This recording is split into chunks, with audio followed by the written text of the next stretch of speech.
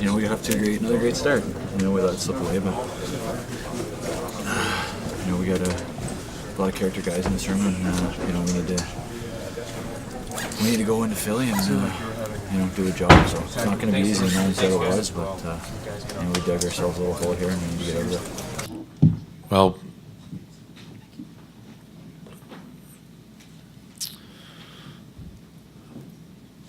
we're down 0-2, and they've been this one and last one hard-fought games, and crazy situations of which giving up leads, having leads in third period, and them coming back, and some different short-handed goals today, and bounced back with a power play goal in 6 or 7 seconds, and it was a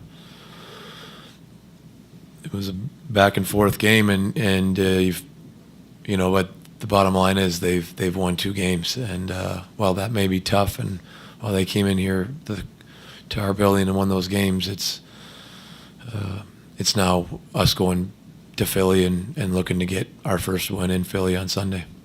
Hi, Penguins fans. My name is Josh Yohe. I'm joined by Rob Rossi. Rob, final score, Flyers 8, Penguins 5. I shouldn't say we're shocked, because after what happened in Game 1, we knew the Penguins had defensive issues, and we knew the Flyers were good.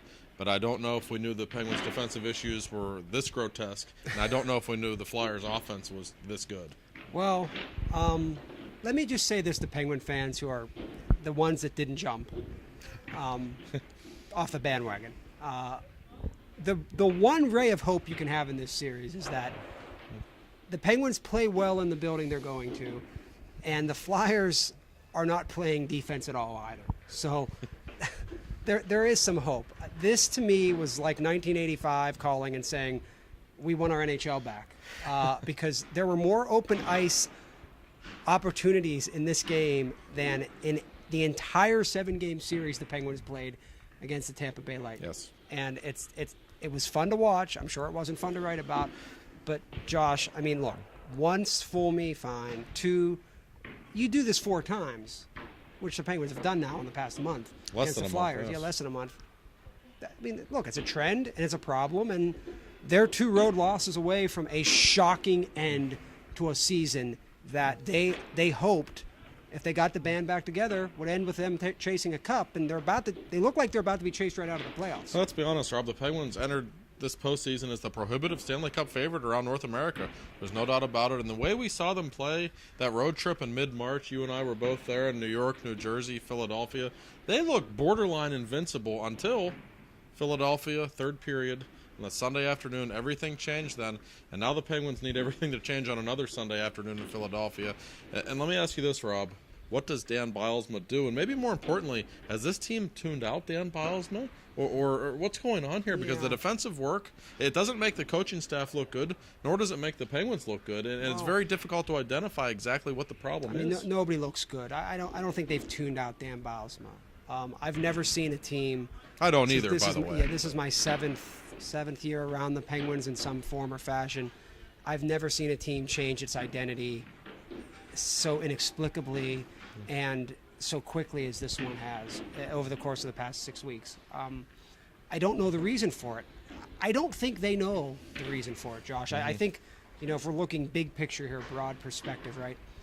I don't think the Pittsburgh Penguins players or coaches know what the problem is. They can talk about doing the right things with the puck when they have the lead, but I'm not talking about that. There's something off. I don't know what it is. And I'm not saying it's a chemistry thing. I'm not saying it's a coach versus player thing. I don't actually believe it to be anything. There's just something off, and you're seeing that. And I find it very interesting that Brooks Orpik, who I think is the conscience of the team, went out of his way today for no hope of a question being asked to him to note that we're all playing for each other, and we're all working hard, and things that nobody was questioning. Right. I just find it curious. There's a lot to ask yourselves about. Marc-Andre Fleury, who talks after every game, did not speak after the game today. You can clearly tell he's frustrated. I mean, this was eventual what happened to him in the third period. I mean, with the way they played. I mean, Josh, you've been around them every day this year. I haven't. Let me ask you this question. where they were when we were on that trip and where they are now, how? That's not an easy question to answer. I think to some extent this team has gotten full of itself. Listen, they were scoring 5 goals a game since Crosby came back in the middle of March. It's easy to fall into that trap. Hey, we're going to outscore everybody. We can score 6 if they score 5. They've turned into the 2008 Washington Capitals, Rob. Nobody wants to hear that, but they have. There's no defense being played. Marc-Andre Fleury's been hung out to dry. He's had to face 5 breakaways in 2 games in this series. 2 shorthanded goals tonight for Philadelphia. Shorthanded breakaways left and right. It's just bizarre. I don't think anybody can really put a finger on what's going on right now. Well, and let's call a spade here. Playoff hockey is about matchups, and the Penguins clearly don't match up well with the Philadelphia Flyers right now. The Flyers are younger. They appear to be a little bit hungrier, and maybe it isn't even hunger, Josh. It's they don't feel the pressure as much as the Penguins do. I wonder if the Penguins feel an immense pressure right now to win because they know that it's been a while and they were the favorites. Look, I don't think the series is over because when you have the talent the Penguins have, it's tough to rule them out even if they get down 3-0. Right. And I think a change of venue is going to do them good.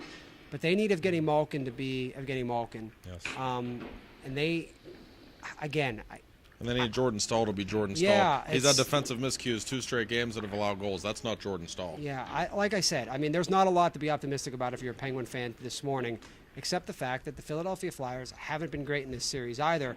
But Josh, I thought something at the beginning of the series, and I wonder if we're seeing this play out. Other than in goal, where I think the Penguins are better, and I'll be honest, I don't know if that matters given the Penguins' defensive shortcomings. Has the Philadelphia Flyers management constructed a team that top to bottom is better than the Pittsburgh Penguins right now? It's tough to argue that isn't the case. It's a fair question, and there's no question it's a deeper team. I think we've learned that. 4 lines that can score. It's a good hockey team, and the Penguins are in a hole. And I think, Rob, we will. We're going to one. Yeah, we are. New Jersey, Philly, good line. That sweater, I had to bring something. I wore an obnoxious sweater vest, which often helps the Penguins win. I was trying to be a team player. Highly unlikely in my book, Josh. Whatever, Rob. But Penguins are in a hole, and we can say this. We are going to learn an awful lot about this team Sunday afternoon in Philadelphia. And you'll know early on, I think, just how committed No, we this won't team know is. early on, because if they jump to a 3-0 lead, we'll be expecting them to blow it. You're right. We'll have to watch for the entire 60 minutes, Rob, because we don't know what to expect. They're world beaters in the first period. They want to get out of here. From that point on. For Josh Yohe, this is Rob Rossi. We're Trib Total Media's hockey team, and we'll see you from Philadelphia.